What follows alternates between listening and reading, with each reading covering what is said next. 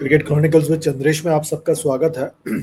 और थोड़ा वक्त लगा क्योंकि मैं ट्रैवल कर रहा था, पर मुझे लगता है कि आज का दिन थोड़ा डिसअपॉइंटिंग था मेरे लिए कि एक बहुत महान बल्लेबाज चेतेश्वर पुजारा, उन्होंने रिटायरमेंट ले लिया और कोई गाजे बाजे के बगैर उन्होंने रिटायरमेंट लिया। और मुझे लग रहा था और बेहतर तरीके से हो सकता था ताकि बीसीसीआई कुछ कर सके, उनको बीसीसीआई के सेटिंग में करके उनके, और ये होता नहीं है इंडिया में।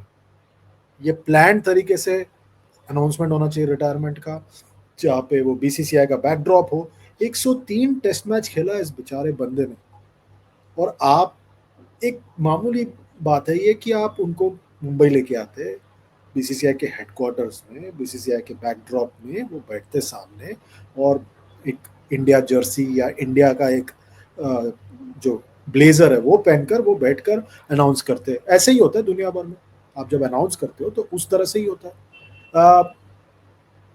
पर ये जो सोशल मीडिया पे डालकर और ये समाप्त हो जाता है करियर, इंस्टाग्राम स्टोरी जो 24 घंटे रहता है रोहित शर्मा, वैसे उन्होंने अपना टेस्ट क्रिकेट रिटायरमेंट अनाउंस किया। महेंद्र सिंह धोनी जैसे महान बल्लेबाज ने भी एक इंस्टाग्राम पे रील डाला और उन्होंने अपना करियर समाप्त किया। ऐसे हम नहीं करते, मतलब as in like I think that this is just not done. They deserve better. और पुजारा तो मेरे ख्याल से, मतलब उनके जैसा तो कोई बल्लेबाज मेरा नहीं ख्याल हमें आगे मिलने वाला है। ये जो जनरेशन आ रही है या है ऑलरेडी, उनको लगेगा यार ये क्या कर रहा है बंदा, मतलब चोट खा रहा है और बल्लेबाजी कर रहा है। मतलब उसका वैल्यू इंडियन क्रिकेट को या आज के जनरेशन को या क्रिकेट फॉलोअर्स को या फैंस को कभी पता नहीं चलेगा। वो बंदा मेरे हिसाब से हीरा, हीरा था, हीरा। और आई थिंक वो कहीं ना कहीं फंस गया, वो दो जनरेशन्स के बीच में फंस गया। राहुल द्रविड़ जैसे खत्म हो रहा था उनका करियर, मुझे अभी भी याद है 2010 में राहुल द्रविड़ थे टीम में, राहुल द्रविड़ को नीचे किया गया और द्रविड़ पुजारा को नंबर 3 पर भेजा गया था। तो कहीं ना कहीं वो जो है वो एक जनरेशनल शिफ्ट होते हुए मैंने देखा, हम सब ने देखा। और एक्चुअली आपको पता नहीं होगा कि पुजारा जब शुरुआत किए थे वो काफ़ी एग्रेसिव बल्लेबाज थे, but after period of time उनका वो रोल बन गया कि टीम को बांध के रखे। उन्होंने रन भी बनाया, 7,000 रन कम नहीं होता टेस्ट क्रिकेट में, तो आई थिंक दैट उन्होंने रन भी बनाया। पर जिस विराट कोहली रवि शास्त्री एरा में उन्होंने बहुत बेहतरीन बल्लेबाजी की, खासकर ऑस्ट्रेलिया में, दोनों जो दौरों पर भारत ने प्रदर्शन किया बेहतरीन तरीके से, वो पुजारा का बहुत बड़ा हाथ था उसमें। अपनी बल्लेबाजी के साथ उन्होंने टीम को बहुत फायदा पहुंचाया। पर आई थिंक उस दौर में, उस 7 सालों में उन पर बहुत, मतलब मुझे ऐसा लगता था कभी कभी कि उन पर बहुत ज़्यादा दबाव होता था, क्योंकि आपके पास उनके इर्द गिर्द सारे थोड़ा फ्री फ्लोइंग बल्लेबाज थे। विराट कोहली खुद, अजिंक्य रहाणे भी काफ़ी बार दबाव में होते थे वाइस कैप्टन होने के बावजूद टेस्ट टीम के, और शिखर धवन और रोहित शर्मा, ये वो सब, ये सारे फ्री फ्लोइंग बल्लेबाज थे। तो उन सब के सामने ये थोड़ा अलग थलग पड़ जाते थे, और काफ़ी बार उनको ऊपर नीचे किया गया, फिर दबाव बनाया गया कि वो जो है वो रन बनाए। जब भी इंडिया वर्ल्ड टेस्ट चैंपियनशिप में आ रहा, जो आखिरी मैच था पुजारा का, या साउथ अफ्रीका में कोई टेस्ट मैच आ रहा, तब तब एक अलग तरीके से कप्तान जो है, तब के कप्तान कौन थे, कप्तान आप सबको पता है, या 2021 में भी जो वर्ल्ड टेस्ट चैंपियनशिप का फाइनल हुआ, जो कप्तान थे वो एक एक एक शगुफा छोड़ देते थे कि रन भी बनाना बहुत ज़रूरी है। तो एक तरह से वो कहना चाहते थे कि पुजारा जो है वो रन नहीं बनाते थे, या मतलब वो जो देख के खेलते थे। आई थिंक ये सब ना, वो आई डोंट थिंक, मुझे पर्सनली ये पसंद नहीं आता था। उस बंदे का एक रोल था आपके टेस्ट टीम में। अब ये 5 उंगली है, पांचों एक जैसे हैं, नहीं है ना। आप तो फिर कैसे एक्सपेक्ट कर सकते हो कि आपके सारे बल्लेबाज एक ही टेम्पो में खेलें। अब जो अभी इंग्लैंड के दौरे पर लगभग 5 सेशन, 5.5 सेशन इंडिया ने बल्लेबाजी की और टेस्ट मैच बचाया मैनचेस्टर में, चौथा टेस्ट मैच। अगर पुजारा होते तो शायद और भी आसान हो जाता आपके लिए। तो ये कहना मतलब गलत है मेरे हिसाब से कि आप जो है कि सबको एक ही तरह बल्लेबाजी करनी चाहिए थी। और उनका जो, मतलब रन के आगे उनका जो इम्पैक्ट रहा मेरे ख्याल से, वो टेस्ट क्रिकेट के लिए डिवोशन, आवर्स ऑफ प्रैक्टिस। और मुझे एक बात उनकी बहुत अच्छी लगती थी, जब भी मौका मिलता था जाके क्रिकेट खेलते थे। सौराष्ट्र के लिए हो, काउंटी क्रिकेट के लिए हो, 4 डे क्रिकेट और खेलते रहते थे।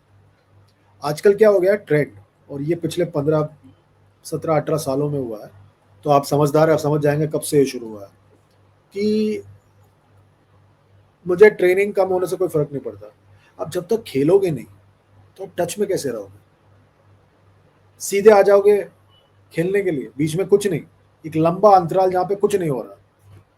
और वही हुआ मेरे ख्याल से पुजारा और रहाणे के साथ, जिसकी वजह से वो टेस्ट टीम से बाहर चले गए। वो कोविड के वक्त ना इंडिया में डोमेस्टिक क्रिकेट हो रहा था, और सिर्फ आईपीएल हो रहा था, और जो ओवरसीज टूर्स थे उस पे जो है सिर्फ टेस्ट मैच होता था, और उसके बाद ट्रेनिंग सेशन और सीधा आप अगले टेस्ट मैच में जाते थे।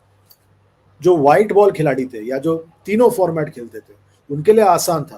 अच्छा, टेस्ट में रन नहीं बन रहे हैं, आपके पास गेम टाइम बहुत जरूरी होता है। और आपने काफी लोगों से सुना होगा कि गेम टाइम होना बहुत जरूरी है, कि आप जाओ बल्लेबाजी करो, गेंद को फील करो, कि आपके पास आप वक्त बिता रहे हो बल्लेबाजी करते हुए मैच सिचुएशन में।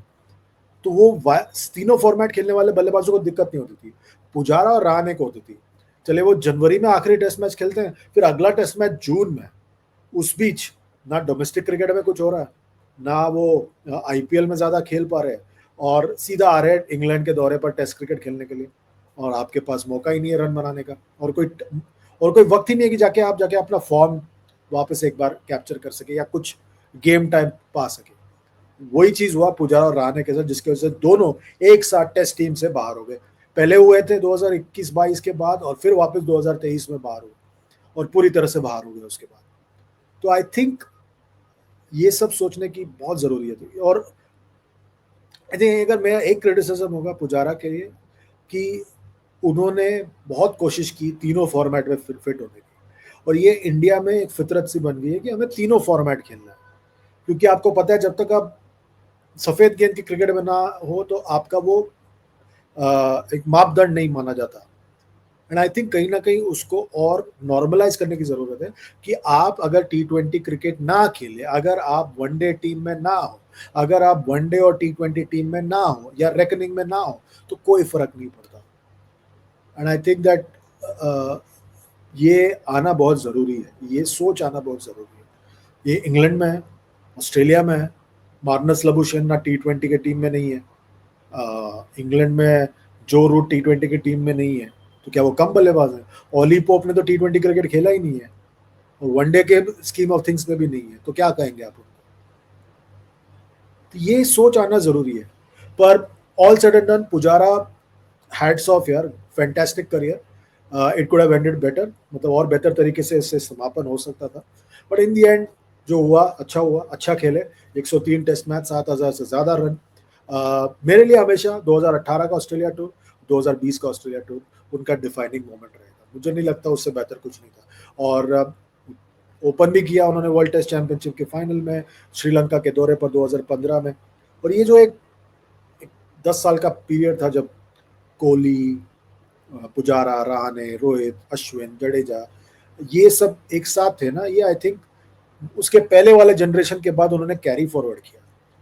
दिक्कत ये है कि अगला जनरेशन क्या उसी तरह कैरी फॉरवर्ड कर पाएगा, ये देखने वाली बात है। मुझे लग रहा है यही बात है। ये तो मेरी बात थी, मुझे लग रहा है Pujara fantastic test career, hats off. उनके जैसा नंबर 3 बल्लेबाज फिर आपको नहीं मिलेगा इंडिया में। आपके हिसाब से पुजारा का टेस्ट करियर का क्या है वो बात जो आपको सबसे ज्यादा पसंद है? वीडियो के नीचे कमेंट कीजिए, चैनल को लाइक कीजिए, शेयर कीजिए, सब्सक्राइब कीजिए, और साथ ही साथ नोटिफिकेशन की घंटी बजाइए। अभी के लिए बस इतना ही, अपना ख्याल रखिए। Good night, good bye and God bless.